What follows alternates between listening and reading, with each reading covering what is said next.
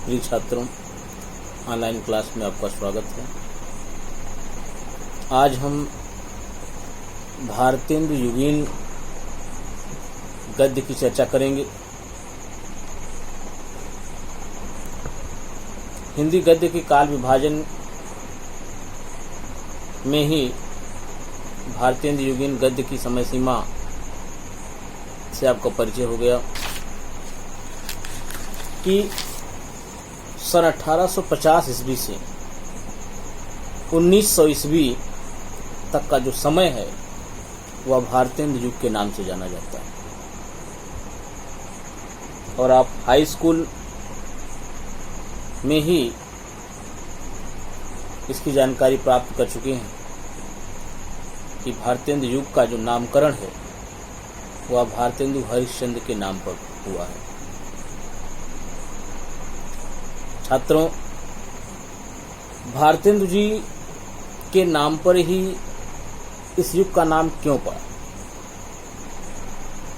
इसके पीछे ढेर सारे कारण हैं। किसी भी विषय वस्तु की सफलता में जिस व्यक्ति का सबसे ज्यादा योगदान होता है वह विषय वस्तु उसी के नाम से जानी जाती है। तो भारतेंदु जी ने भी अपने काल में हिंदी गद्य के विकास में, हिंदी गद्य के प्रचार प्रसार में जो समय दिया और जितना बढ़ चढ़ करके इसका प्रचार प्रसार किया, और शायद उन्हीं की इस परिश्रम का फल रहा, उन्हीं का ही योगदान है कि आज हिंदी भाषा अपने चरम पर। आपको बता दें कि भारतेंदु जी ने हिंदी को उन सभी कमियों से मुक्त किया। भारतेंदु जी ने हिंदी को उन सभी कमियों से मुक्त किया जो उनके पूर्ववर्ती लेखकों की शैली में थी। उन्होंने हिंदी को वह रूप प्रदान किया जो प्रदेश की जनता की मनोभावना के अनुरूप था तथा उसमें व्यवहारिकता, सजीवता और प्रवाह पूर्णता थी।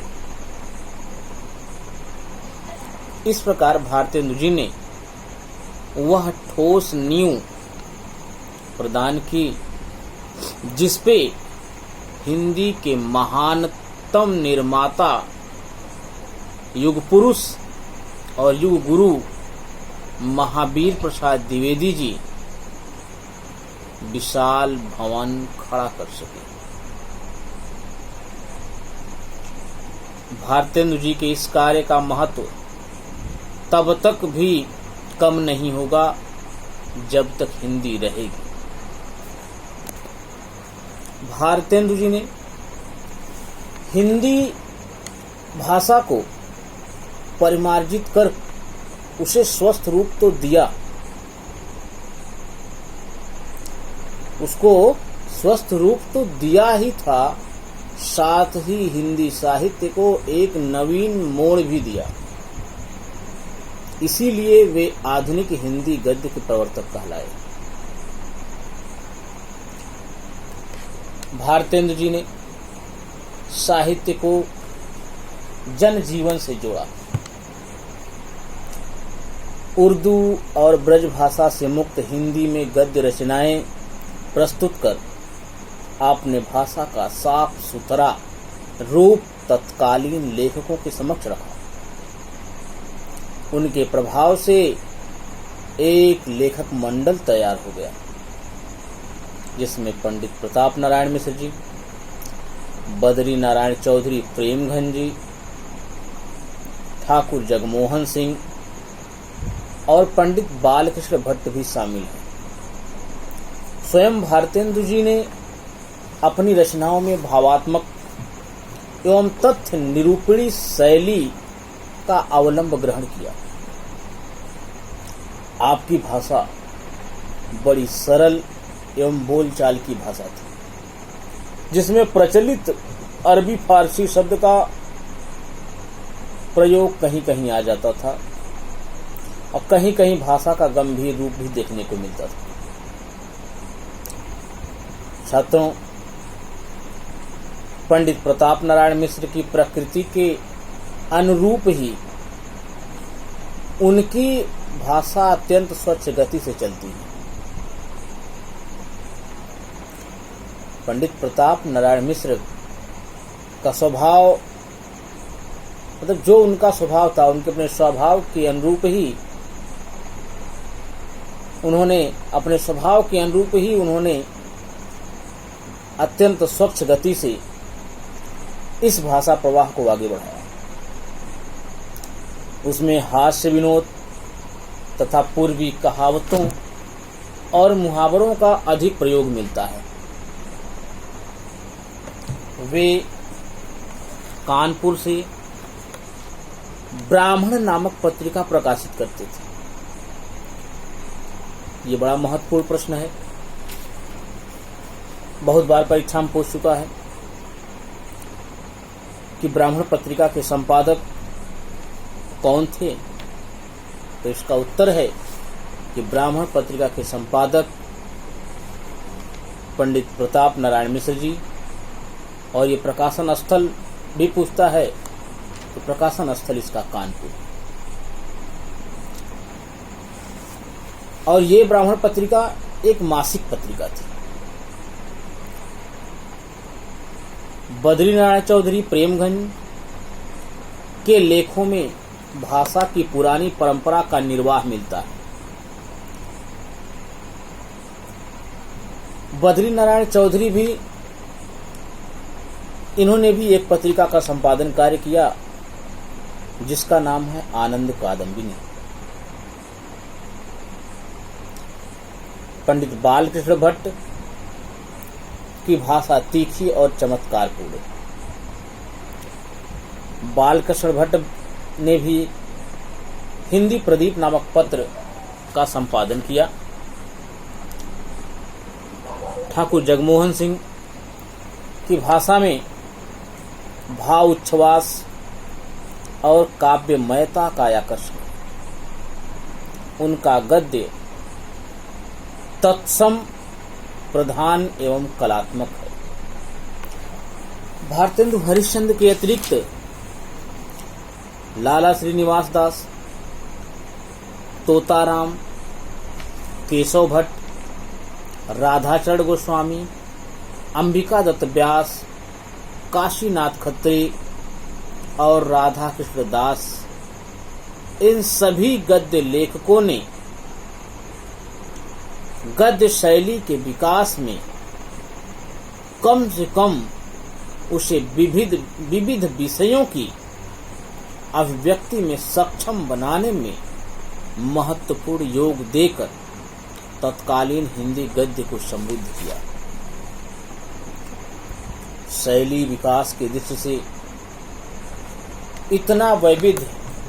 इतनी विविधता और इतनी सजीवता बाद के युग में नहीं देखी गई।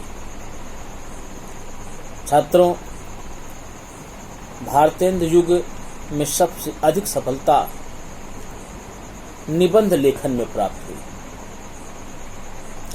इस काल के निबंध लेखकों ने विभिन्न विषयों पर ढेर सारे निबंधों की रचना की, चाहे वह राजनीति के हों, चाहे वह समाज सुधार के हों, धर्म से संबंधित, अध्यात्म, आर्थिक दशा, अतीत का गौरव हो, महापुरुषों की जीवनियां हो, इत्यादि विषयों पर विचार प्रकट करते हुए भारतेंदु युग के लेखकों ने विभिन्न पत्र पत्रिकाओं के माध्यम से निबंध साहित्य को खूब समृद्ध किया। भारतेंदु युग के प्रमुख निबंधकारों का यदि नाम लिया जाए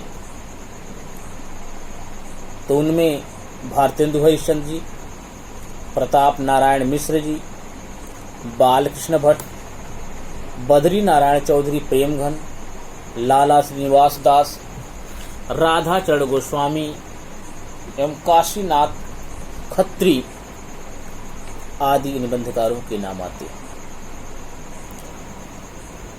इस काल के प्रमुख लेखक जो भी गद्य लेखक थे, वे सभी गद्य लेखक एक अच्छे पत्रकार भी थे। छात्रों, निबंध के साथ साथ इस युग में नाटकों की भी रचना खूब हुई। मौलिक और अनुदित दो ही प्रकार की नाट्य कृतियां इस काल में मिलती हैं, जिनमें भारतेंदु हरिश्चंद्र के मौलिक नाटक इस प्रकार हैं: वैदिकी हिंसा, हिंसा न भवति, चंद्रावली, विषस्य विषमौषधम, भारत दुर्दशा, नील देवी, अंधेर नगरी तथा अनुदित नाटक हैं विद्यासुंदर, पाखंड विडंबन, कर्पूर मंजरी और मुद्रा राक्षस। इसके अतिरिक्त इस युग में प्रताप नारायण मिश्र ने गोसंकट, कली प्रभाव, भारत दुर्दशा आदि नाटक लिखे। बालकृष्ण भट्ट ने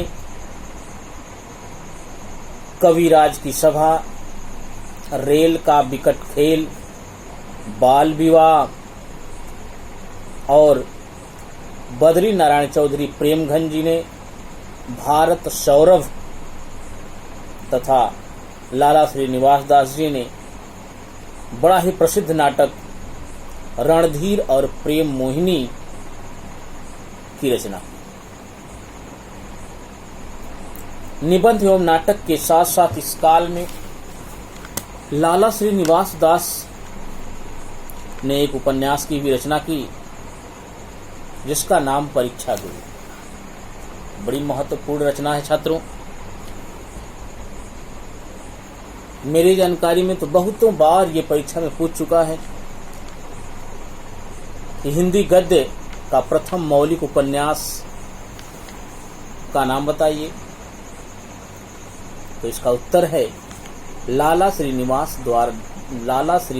दास द्वारा रचित परीक्षा गुरु की प्रथम मौलिक उपन्यास है। राधाकृष्ण दास का निस्सहाय हिंदू, पंडित बालकृष्ण भट्ट का नूतन ब्रह्मचारी, 100 अजान और 1 सुजान नामक उपन्यास तथा कार्तिक प्रसाद, रामकृष्ण वर्मा, बाबू गजाधर के अनेक अनुदित उपन्यास भी इसी समय प्रकाशित हुए थे। आधुनिक युग की अन्य अनेक विधाओं के समान जीवनी साहित्य का आरंभ भी भारतेंदु जी में ही हुआ। स्वयं भारतेंदु हरिश्चंद्र ने विक्रम, कालिदास, रामानुज, जयदेव, सूरदास, शंकराचार्य आदि से संबंध अनेक महत्वपूर्ण जीवनियां लिखी, जो चरितावली, बादशाह दर्पण, बूंदी का राजवंश नामक ग्रंथों से संकलित है। भारतेंदु युग के जीवनी लेखकों में कार्तिक प्रसाद खत्री जी, जिन्होंने अहिल्याबाई का जीवन परिचय, छत्रपति शिवाजी का जीवन चरित्र और मीराबाई का जीवन चरित्र नामक जीवनी लिखी। काशीनाथ खत्री जी ने हिंदुस्तान की अनेक रानियों के जीवन चरित्र और भारतवर्ष की विख्यात स्त्रियों के जीवन चरित्र की रचना की। और जीवनी साहित्य को समृद्ध किया। छात्रों, यात्रा वृत्तांत नामक विधा का भी सूत्रपात देखने को मिला है। अनेक लेखकों ने यात्रा वृत्तांत लिखे, जिनमें भारतेंदु हरिश्चंद्र जी ने भी एक यात्रा वृत्तांत जो कवि वचन सुधा के अंकों में समय समय पर प्रकाशित होता रहा और उनके यात्रा वृत्तांतों में सरजू पार की यात्रा और छात्रों, एक प्रश्न और बनता है कि प्रथम यात्रा वृत्तांत तो यही सरजू पार की यात्रा को, जिसके लेखक भारतेंदु हरिश्चंद्र जी हैं, प्रथम यात्रा वृत्तांत भी माना जाता है। इसके अतिरिक्त लखनऊ की यात्रा और हरिद्वार की यात्रा, यानी 3 यात्रा वृत्तांत भारतेंदु हरिश्चंद्र द्वारा जी लिखे हुए मिलते हैं और वो है सरजू पार की यात्रा, हरिद्वार की यात्रा और लखनऊ की यात्रा। बालकृष्ण भट्ट तथा प्रताप नारायण मिश्र ने भी यात्रा वृत्तांत लिखे।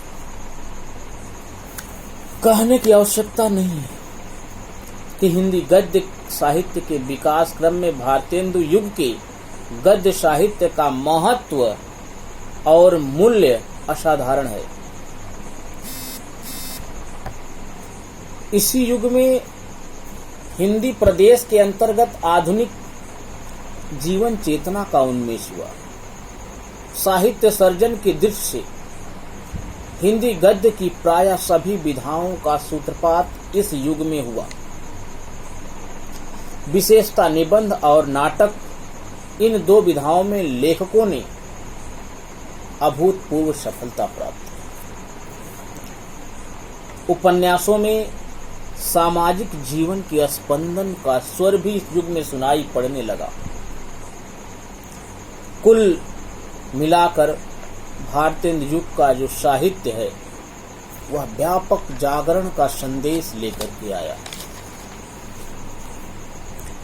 इस युग में न केवल हिंदी गद्य का स्वरूप स्थिर हुआ, वरन उसके शुद्ध साहित्य उपयोगी और व्यवहार उपयोगी रूपों की पूर्ण प्रतिष्ठा भी हुई। आधुनिक हिंदी साहित्य का यह प्रथम उत्थान है। इस उत्थान में सबसे मूल्यवान तत्व है साहित्यकारों का अदम्य उत्साह। उनमें हिंदी के प्रति, राष्ट्र और समाज के प्रति अटूट निष्ठा विद्यमान रही। उन्होंने हंसते हंसते अपने को उत्सर्ग करके हिंदी के विशाल भवन का निर्माण किया, जिसको सजाने, संवारने और मूल्यवान उपकरणों से अलंकृत करने का कार्य द्विवेदी युग के साहित्यकारों ने पूरा किया। छात्रों, आज के लिए बस इतना ही। अगले वीडियोज में हम द्विवेदी युगीन गद्य की चर्चा करेंगे।